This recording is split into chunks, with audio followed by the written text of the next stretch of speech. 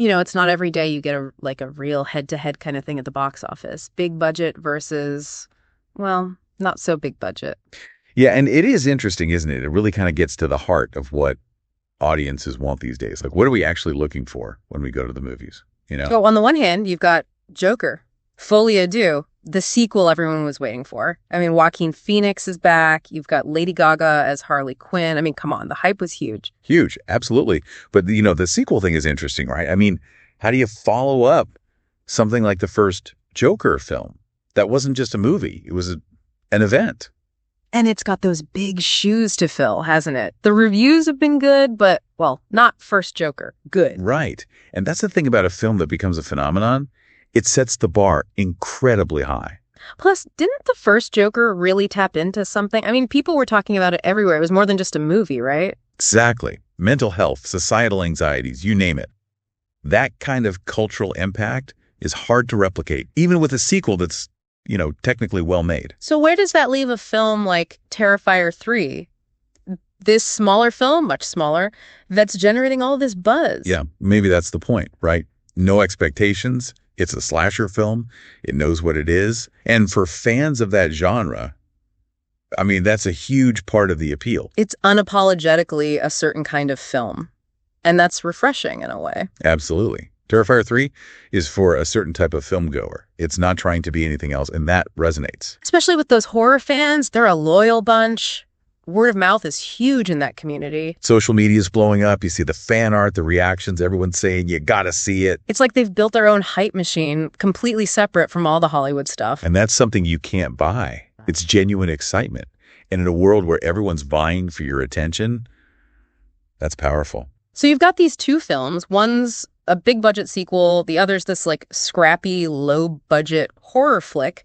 And it's fascinating to see how they're both finding their audiences. But how's that actually playing out in theaters? Because, I mean, on paper, this is like David versus Goliath. A total underdog story, right? And, you've got Joker 2 with, it's got the weight of the studio behind it, all that money. And Terrifier 3 was made with, like, what, spare change practically, right? It's incredible, isn't it? But it's on track to do pretty well for itself, maybe 11 million, which for a film like that is really something. Yeah, especially when you think about how it's even being shown in theaters, right? It's not exactly everywhere. No, not at all. Way fewer theaters than a big release, obviously. Mm-hmm. So when you look at the numbers, like how much it's making per theater, it's kind of amazing. Shows you the power of those fans. They're showing up, telling their friends, making it an event. Exactly. Word of mouth is everything these days. So yeah, Terrifier 3 is winning in a way, right? I mean, if you look at the money made versus how much they spent, but it's a different game than what Joker 2 is playing, isn't it? It's like comparing, I don't know. I mean, Joker 2 is still going to make a ton of money, right? It's not a flop or anything. No, not at all. But it's more about how we define success, Terrifier 3 is proving that you don't necessarily need a massive budget to connect with an audience. So Joker 2 is playing by the traditional rules. Big budget, wide release, all that. And Terrifier 3 is doing its own thing. You got it. It's tapping into something that's really powerful. This idea of a niche community, Those horror fans are really dedicated. They talk online. They go to those conventions. They're a whole world unto themselves. And Terrifier 3 gets that. They've figured it out how to speak directly to that audience. Okay, so we've talked about the money, the fans. But what about the films themselves? I mean, what are they actually saying? What's working from a storytelling perspective? Well, it seems like Joker 2 is going for that big, grand statement kind of thing about society, about everything. Yeah, it's definitely ambitious. But maybe, and I'm just throwing this out there, but maybe that's not what everyone wants from a Joker movie. Especially after the first one, right?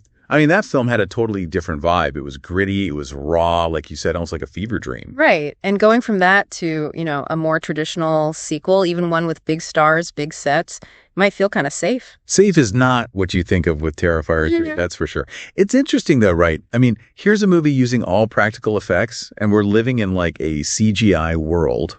It's funny how that works, because you'd think, low budget, that's a bad thing. But it actually works for Terrifier 3.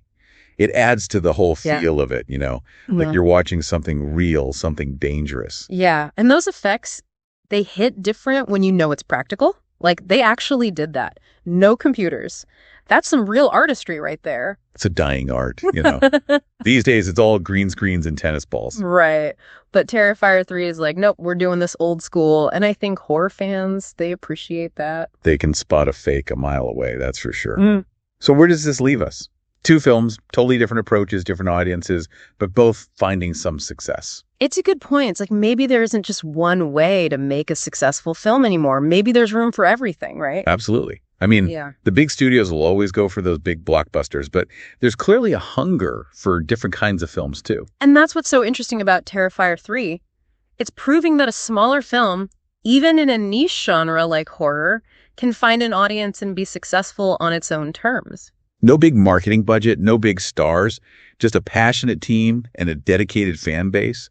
It's a real underdog story. And that's what makes it so exciting. I mean, at the end of the day, movies are about telling stories. Right.